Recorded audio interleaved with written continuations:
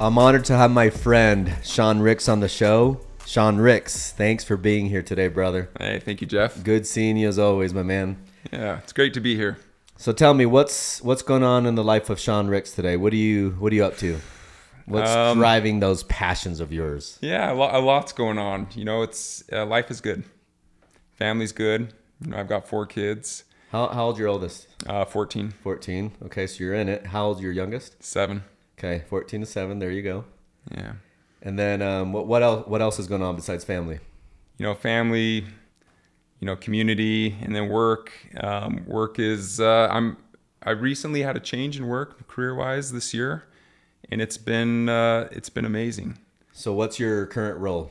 I'm CEO of a company called One Solutions. That's amazing. Okay, so let's dig into that for a second. So before we talk about where we are today with One Solutions, let's talk a little bit more about your background to see how we got here. Sure. So when you went to law school, Yeah. but during law school or right before it, you were doing what? Yeah. So, you know, most of my career, I've been either working for, supporting, or consulting companies that have large sales organizations. And I started off as a salesman. Okay. So when I was a freshman in college, I knew I wanted to go to law school. You always knew that? Always knew. I grew up on a farm in Idaho, and my dad had a patent and on a potato processing thing. That's cool. And he took me, as a young boy, to this place called the Miles Willard Company. And in the lobby of the Miles Willard Company, they've got like a wall full of potato-based products, like potato chips and other things. And next to each of the products, they had a patent plaque.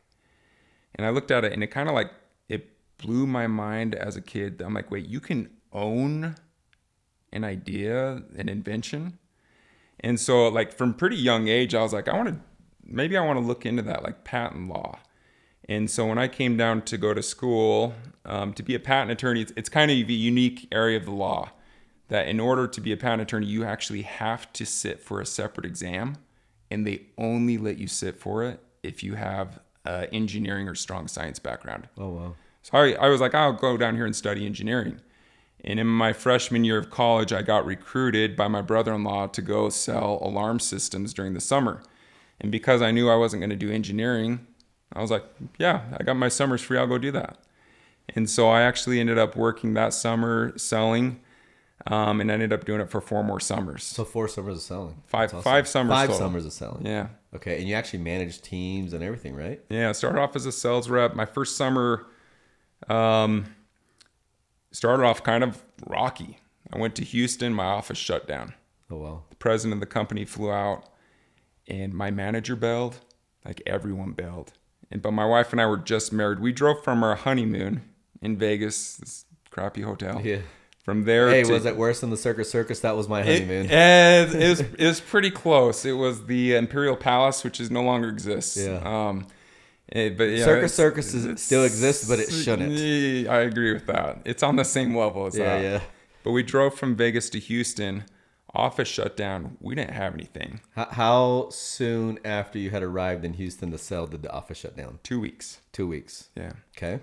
2 weeks, and you know all the excuses. Market's bad. Market's saturated, and we know Houston's a great market. Yeah, of course. And the president of the company drove to an ATM, took out like $80, gave it to me. And he's like, "Drive to Chicago." With $80. Yeah. Okay. So we drive to Chicago. I end up in an office. I don't know anyone.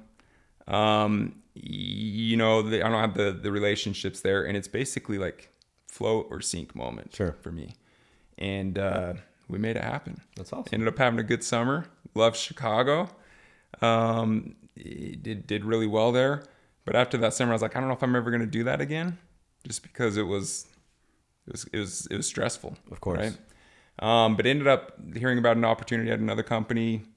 Summer opened up, and that's all she wrote. Did it 4 more summers. Tons of success. Absolutely loved it. Did that cover your law school tuition? Paid for my undergrad, paid for housing, paid for law school. But probably the most valuable thing it paid for, and I was just talking to a guy earlier this week about this in Denver, is it allowed me to fund fertility treatments for my wife. Oh, wow. So we had to do in vitro fertilization, Wow. like 4 rounds of it to get my first son. And I never would have been able to pay for that except for knocking doors. The blessings of doing the hard things. I'll forever be grateful for it. That's awesome. Yeah. So it's an honor to that industry. It's an honor to guys and corporations that are willing to utilize that go-to-market strategy to provide that livelihood for a lot of folks and set them up for great things in life. Yeah, no, absolutely. That's awesome. Okay, so you graduated from the direct-to-home program. You go into law school. How was law school? Law school was great. It's just a lot of reading. I did my undergrad at the Y, went to Utah for law school. So I ended up commuting and I could do all my reading. So University of Utah? School. University of Utah, yeah. And what was your bachelor's in? What was your undergrad in? Mechanical engineering. Okay, got it. So did that so I could sit for the patent bar. I actually sat for the patent bar my first year of law school and passed. Oh, wow. You can do that before you even finish law school. Fantastic. Which was great. And when I was in law school, it was kind of a tough time economically. That was a time, and this wasn't unique to Utah, like all law schools, like the economy's crashing 08, 09. Oh, of course. Housing crisis. The majority of the students graduating from law school at that time graduated without a job. What percentage would you say? It was 55, 60%, which is scary. People take on loans. Yeah. They've just spent 3 years. Congratulations, you're in massive debt, and by the way, we have no jobs for you. Yeah, and there's no tolling of your interest But you're a payments. Juris Doctorate. Yeah, that's right. But all of my classmates, which was just a handful that were eligible to sit for the patent bar, we all had jobs. Okay, because of that one specific Yeah. Specialization that allowed you to be that much more valuable in the marketplace. That's right. They only let you sit for like I said, for the patent bar if you have that engineering background. And so it's kind of a specialty area. Yeah. Great area, great field. If you're going to go into law, that's a great one to go into. And then you had jobs at different corporations as their in-house legal counsel. That's right. Correct. And then correct me if I'm wrong with your timeline, but pre to now your current role as CEO, you were chief legal officer for another firm. That's right. As well, another company. That's right. And then at what point did you say, hey, I'd like to pivot within the C-suite from a legal only role into more of a chief executive officer role? Did something happen or how did that occur? Yeah, a couple of things actually that led me down this path. And one I've reflected on a lot is I was in a one-on-one meeting with my boss. This was a few years before I made that transition. And he was talking to me about career things. And he said, Sean, one thing you may want to ask yourself is, do you even want to continue doing law or would you rather be on the business side? And at that time, I was almost offended by it. Yeah, like I was kind of, and I'm like, what are you talking about? Like, I'm an attorney. I'm good at it. Patent attorney, bro. Yeah, I'm good at this. I sat for that thing. Yeah, no, right. And I'm bringing lots of value to the company. Sure. And the reason he said that, and I've talked to him about it since, is because it's something that he's always wondered for himself. So he was reflecting. Yeah, because I think he'd always wanted to do that. And he'd had opportunities to do it, and he didn't take them. Got it. And so that was one moment that impacted my decision. The second moment was when I was working for a company as chief legal officer, we were raising capital for a round of financing. Sure. And I had some contacts at a private equity firm that I went and, I volunteered. I'm like, I'll reach out to my contacts there to see if they want to invest. As part of fundraising efforts for the firm. That's right. And in talking to them, they started to talk to me about companies that they like to invest in. And they started talking to me about this roofing company that they just bought. And so I was like, have you guys, what about this or this or this? And the conversation evolved to where actually with your background, Sean, we would love to talk to you more and almost bring you on as like an advisor to us. And I was like, whatever. And those conversations continued, and it was almost like a reverse Uno card. I was originally pitching them to invest, and now it turned into them recruiting me and giving me an opportunity to come in to run the organization, the roofing company, with the ability to grow it through acquisitions, which they would help fund. That's awesome. So what were the things that you mentioned that caught their attention?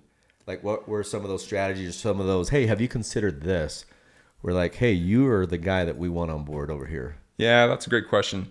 So some of the topics that we hit on were like, and this is from my experience with past companies, but have you looked at other channel partners? Have you looked at, lead flows in from these other industries, or even being able to sell lead flow into other industries to create extra revenue? And, questions around that, or have you thought about doing this on the recruiting front, or what about this on geographic expansion? And so those types of questions, that is a muscle that I had developed over the course of my full career in supporting large sales organizations, that was very attractive to them. And you probably got probably the best experience that you got for those conversations was by knocking personal doors and understanding that channel. 100%. Okay, beautiful. So now we talked about patents here for a minute, patent attorney. Do you hold any patents personally? Yeah, I'm an inventor on a handful of patents. Oh, there you go. Can you tell us how many, or is that kind of... No, yeah, it's 7 patents. That's 7. That's awesome. Yeah.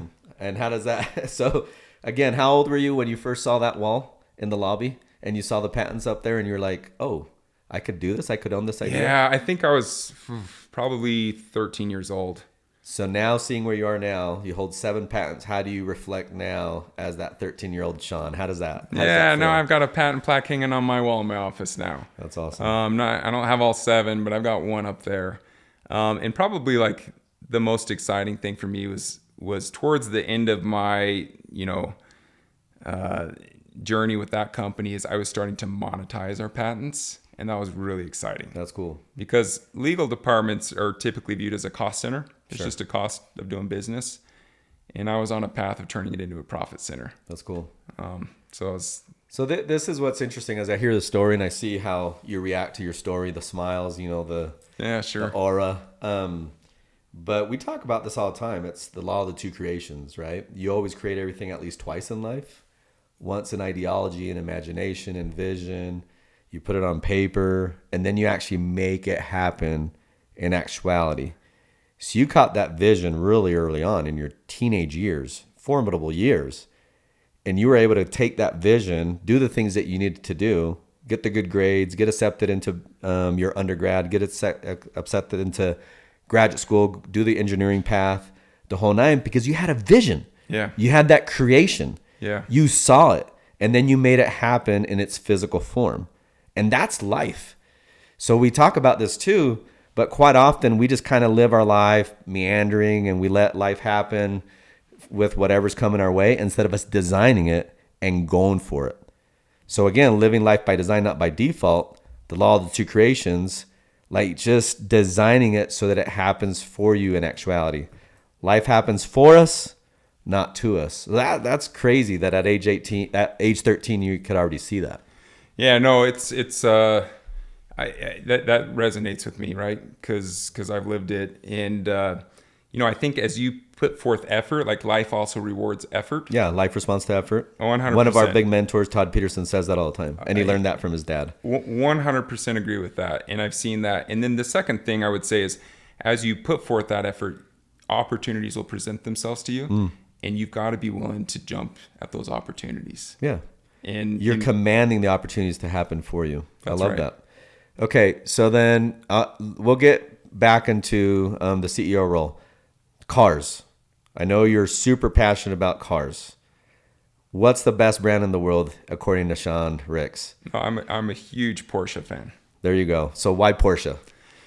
And I'm sure we have a lot of car enthusiasts watching, or soon-to-be car enthusiasts once you give us your feedback. Yeah, sure. Like, look, I'm a lover of all car brands. Sure. But that's like, to me, that's the best brand. I don't own a Porsche right now, but I love them. And you will have one, right? One day? Yeah, of course, right? That's part of your law of 2 creations here. Absolutely. The beautiful thing about Porsches is, because I like to go to the track. I like to race. I've raced in karting leagues. I had my race license for a little while. Have you been to the one in LA? The PECLA, the Porsche Experience Center. Yeah, that's cool. I've been down there. I've been out to Thermal, in Palm Springs. I've been out to the Porsche Sport Driving School in Alabama 3 separate times. That's where I got my race license. So when I went to PECLA not too long ago, you're the first one I texted because I knew that you'd be the one that would really value that I'm all about experience that. that I was going through. Yeah, no, it's such a great experience. But that's the cool thing about Porsches is you can drive them as a daily driver, and you can get after them hard. You can drive them to the racetrack, get on the track, do your sessions, and then drive them home. There aren't many brands of cars that you can do that in, right? Where they don't break down or have some other issues, or it's like, I don't know if this is going to make it there or back. But with a Porsche, that's what they're designed to do. That's awesome. And even in Alabama, we would flog on the cars, like hard. And the only thing they have to change is brake pads and tires. It's awesome. So we talk a lot about culture on this show and just designing everything. And I know Porsche is all about design. Yeah. So I guess what life lessons can we take from Porsche in business, everyday life, etc.? Because everything correlates. Like you love Porsche for a reason, and I'm sure you've been able to take what they do and implement it a lot in your business life as well. Yeah, no, I think that's a good question. I like Porsche because of performance, right? They're engineered to perform. And in my experience in going to some of those driving schools is the whole point of those instructors is they just want you to go faster because they know the cars can handle it. So let's get you to where you're not driving the car at like 80%, 85%, 90%. Let's get you to where you're driving at 100%. They want to be unleashed. 100%. That's their job. Yeah, that's right. And which is awesome. And you can learn from that. And then in business, it's the same thing. We all have potential. Where are we at on our own potential? Are we at 80%, 85%? We need to get to 100%.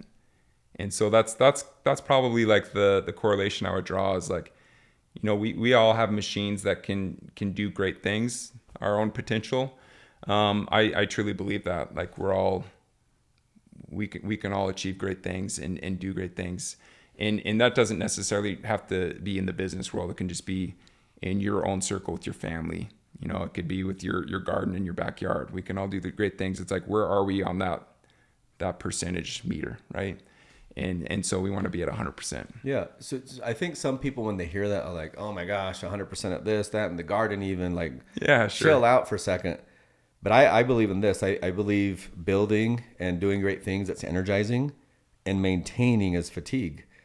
So we're not saying be on this constant treadmill and always give your best and never rest and never sleep. No, what we're saying is like go for greatness. That's where the energy is.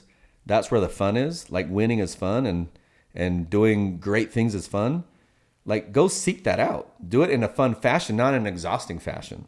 Yeah. So I guess my next question would be is you personally and then with your team that you manage or you lead at work, what do you do to extract their ultimate potential in an energetic way where they don't feel like you're just coming down on them and saying, do more, where it's actually a leadership principle of influence where they want to do it for themselves? How do you extract that potential? Yeah, definitely not my style to come down on anyone like that. It's more about the collaborative messaging of like, hey, we all know where we're headed. This is our goal. We've set the metric, we've set the mark. Now let's go build together because building is energizing. And so just encouraging the team. I'm lucky right now. I have phenomenal leaders on my team. Like I couldn't ask for better partners.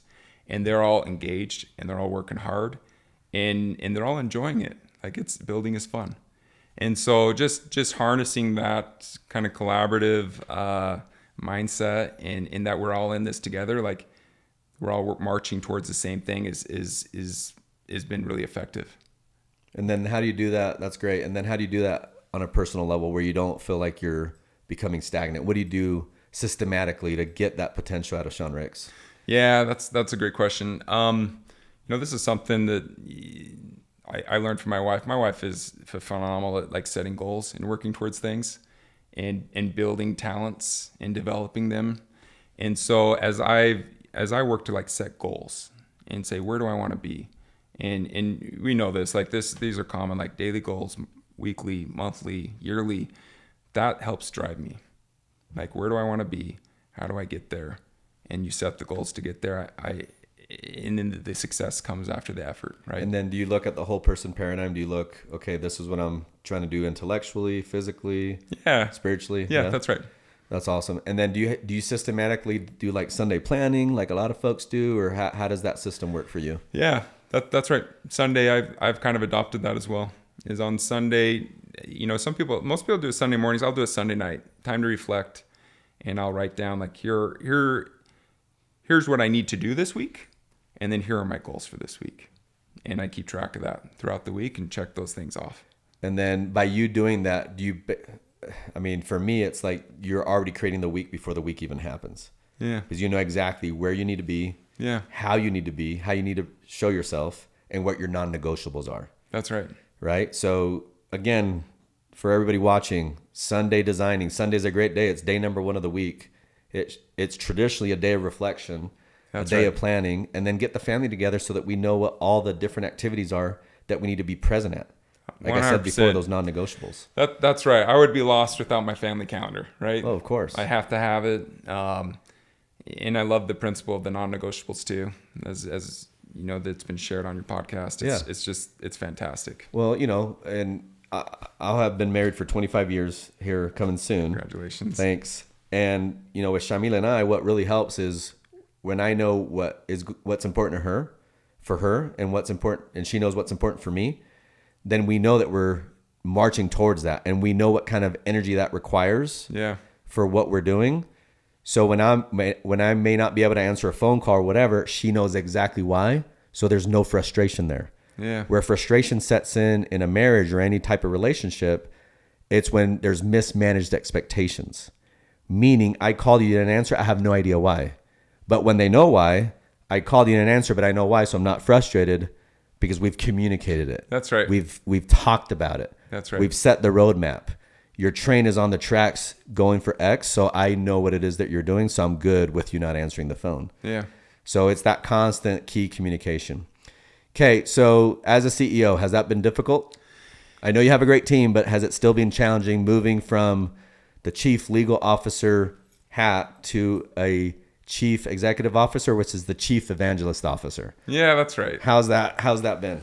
You know what? I got asked this question from a business leader recently, like, has it been harder or easier than you thought, Sean? And in my answer to that is, it's just been different. And what I mean by that, like, I love it. First of all, it's been great not to have to wear the legal hat all the time. Sure. I can turn that on if I need to. But it's been different in that I thought I would be managing more systems, which we're getting to, and it's a lot of that. But it's been a lot of people management, which has actually been really enjoyable because of the talent in the colleagues that I work with. Being able to work collaboratively with them has been great. Have I learned a lot? And yeah, absolutely, and I have a lot more to learn. But it's been a great growth experience for me personally. If you were to tell me what the number one thing is that you've learned thus far, what would that be? That's a great question. I didn't learn this immediately, but I learned it, about a few months after I started, and it has to do with where I should be putting my focus in this role. And this was actually it was light bulb clicked. And I was talking to someone, and they basically asked me, they're like, what are you spending your time on? And as I thought through that and kind of mapped it out, it's really what should I be spending my time on? And it's really just one thing. What is moving the needle for the business?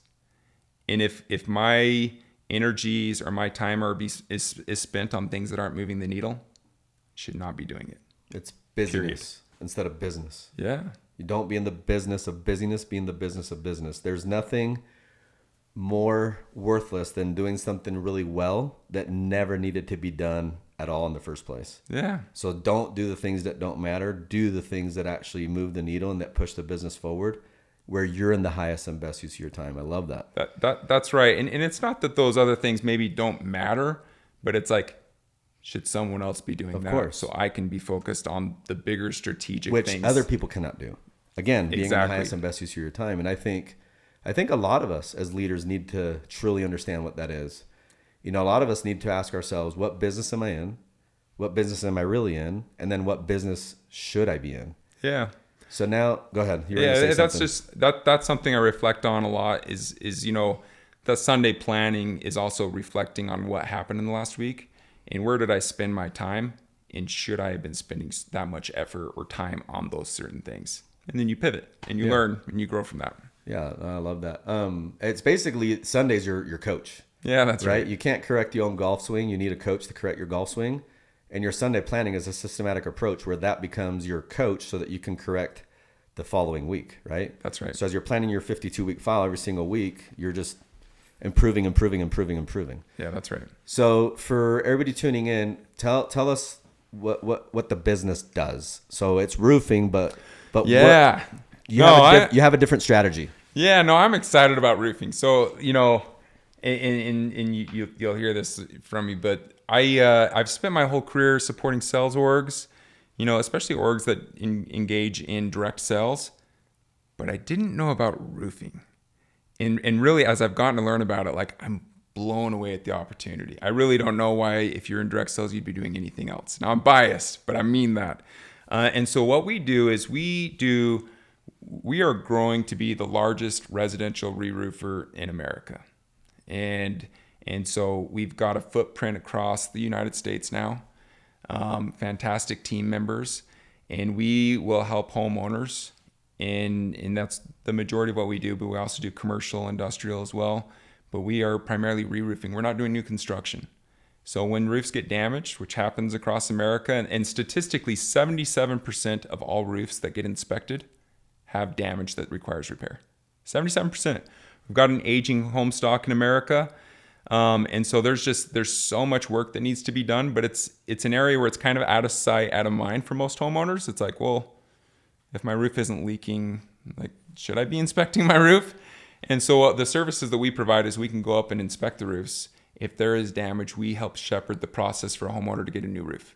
And the beauty of it is in most cases, their insurance company will actually cover the cost of the roof replacement because they're incented to replace the roof because it'll prevent a larger claim down the road. And so that in a nutshell is our business. And so we're growing our organization by bringing on more talented people to help shepherd homeowners and project manage these jobs. We have hundreds of project managers across the U.S. and we build hundreds of roofs, re-roof hundreds of homes per week, along with other big projects. And so that's kind of our business. And there's all these areas of growth. We're doing more commercial work now. We're expanding our geography and our footprint, and it's just a tremendous opportunity. Yeah, it sounds like you're having a lot of fun with it. And then you're doing a lot of roll-ups, are you not? Just consolidating some of the industry just to create more efficiencies? Yeah, great question. And so we are growing through acquisition, but I wouldn't necessarily term it like roll-up because a lot of roll-ups, they acquire companies and they're kind of siloed off. Okay. What we're doing is much more collaborative. Much more of an economy of scale. Yeah, in that, this is part of why we call our company One Solutions is we have one kind of operating procedure across our org. All of our business leaders kind of come from one origin. They've all worked together before. Oh, really? Yeah. Really tight-knit? Yeah, super tight-knit, which is beautiful for us because it makes things easier to collaborate on. And we kind of have one goal as an org. And so we're all marching across that. So, depending on the footprint, you might have a different logo on your polo or a different logo on your truck or business card, but it's the same program. It's one. We act as one. But so once they become a part of One Solution, do they still wear their emblem? Do they still wear their specific logo? Yeah, depending on the geography, yeah. That's cool. And so we've acquired some fantastic companies. We've done a couple acquisitions this year. We're looking at some others, and then we're also growing organically. So the existing brands that we have, being able to expand those brands into new geographies is part of our strategy. And are you actively going to be acquiring in 2024 as well? If the right opportunities present themselves, absolutely. So you have a big enough purse to continue the acquisition process. Yeah. Okay. And then this is an interesting question. So I've seen acquisitions a lot. I've seen consolidation. I've seen, a lot of firms trying to creating these economies of scale. When you're taking all these different operators, and some of them are multi-generational operators, by the way. Yeah. How do you get them to come into one entity and practice all the systems and the culture and kind of the org chart of one when they were used to running their own show? Yeah. How do you do that? Yeah. And so that's been where I feel kind of lucky in that the commonality of the origin of our business leaders is that they have worked together. So inherently, they already have practices that are somewhat similar. So kind of merging those processes and procedures across our org hasn't been too big of a lift, but it is a lift, right? To get everything so it's seamless. That's part of our messaging, is that if you did move from one market to another, even for the other company within the org, it's the same program. And so, and what's the benefit for them coming on board with you versus staying solo in a silo? Yeah, it's growth. We know this, right? As companies grow, with that comes opportunity. And so if, let's say you're in sales, if you're in sales and your company operates just one area, you're kind of limited on your potential there. But if you're now part of a sales organization that has a footprint, across the entire nation, your opportunity to grow there is just, it's unlimited. Yeah, you can service a larger total addressable market. That's right. And you can recruit in different markets, and you can have teams in different markets, and then you can drive down your HR cost, your legal cost, your accounting cost. You just create all those efficiencies where not every single person has to create that G&A. They can just share the G&A at the top co. That's right. Centralizing, a lot of those types of services it becomes very efficient. Okay. And now, what would be the most challenging thing that you're dealing with right now, being a CEO? It goes back to kind of like that big learning I had this year, is just making sure I'm managing my time to what moves the needle. Sure. Right? Okay. That would probably be the biggest challenge. So it's one of the things that you learned, but it's also one of the biggest challenges that you've had to overcome. Sure. Because there's things, that part of the struggle is like there's things that need to be tackled, and I know I can go tackle them, but is that the best use of my time? Got it. Okay. So and I'm sure that's kind of been tough for you, because from what I know of you is you like, just let's go attack this thing. Let's get out of the way. Let's move. Let's go. Yeah. So yeah, with the legal background too, it's like, even with legal things, it's like, I can just do that myself. Yeah. And then it's like, I got people that can do that now. And I was going to ask you too on the legal thing. So when you're an attorney, when you're a legal officer, you're risk adverse. You have to be. That's Absolutely. your role. Yeah. Right. If you're the one driving production and driving revenue and not paying attention to the protection of the company, you can get in trouble. You have your role for a reason. So how have you been able to bifurcate that legal mentality and go into growth mode where you're just pushing revenue and still being that attorney in here? I think about this. I think if I had gone maybe a traditional route through law school, I don't think I could. I think the ability for me to do that comes from my background in sales. I'm a champion of the sales org. I used to be a sales guy. And so, taking those types of, I won't call them risks, but being less risk adverse than most attorneys comes from my background in sales. I know what we need to do to hit our goals. I know how to get there. And some of that takes like some bets and some risks. Yeah, I think what's interesting is what it takes to onboard a customer. You know what it takes to create an account. You know what it takes to drive revenue. I think some folks that haven't played in that arena think that it just happens by happenstance, or it should come easily. It's hard. It's hard to make a buck. It's hard to onboard a customer. Like there's so many competitors out there, and so many places in which dollars can go, that you have to really take care of those sales that are coming in. That's right. And nothing happens without a sale. So you understanding that, and understanding that sales is an honorable thing and can be done with elegance and with beauty, then you're willing to champion that process with your legal background. That's right. So props to the people that recruited you, because they saw that in you, and they saw that was exactly what they needed for their firm. Somebody that understands the implications of not doing things the right way, but also that can drive the revenue. So you're like that Swiss Army knife as a CEO, which is fantastic. Thank you. Okay, so this has been fantastic. A lot of gems, a lot of great takeaways.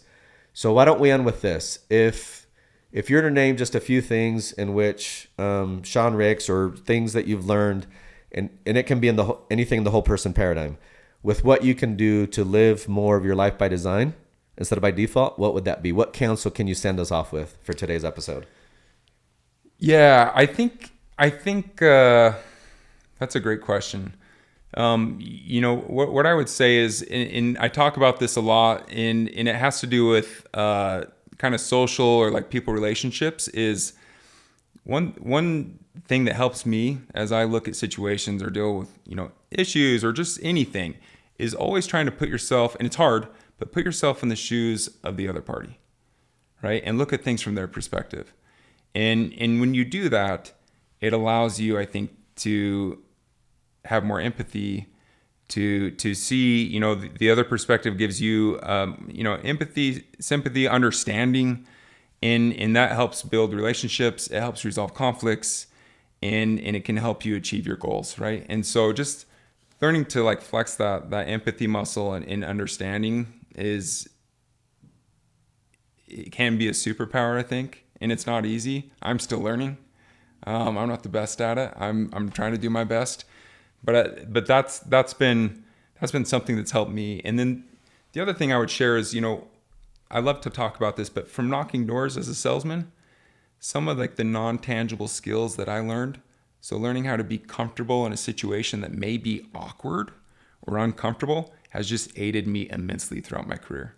It's helped me in a courtroom, in settlement negotiations, in contract negotiations, and now as on the business side as a business leader, those that skill set of learning how to be comfortable in those situations just aided me immensely and helps me reach my goals. So just that would be one. As far as like living life by design, put yourself out there. Learn those new things, like take advantage of those opportunities when they present themselves, and then just work hard, right? Life, like we talked about earlier, rewards effort. I love that. Yeah. So many different gems, man. Yeah. It's always a pleasure to spend time with you, brother. I've learned so Likewise. much from you. You've been a phenomenal partner of mine. I consider you a very close friend. I wish you the most success that anybody can wish you. Not just in your new role as a CEO, but just in life in general. You're a phenomenal human being. So much love to you, brother. Thanks for being a part of this thing. Thank you, Jeff. Thank you.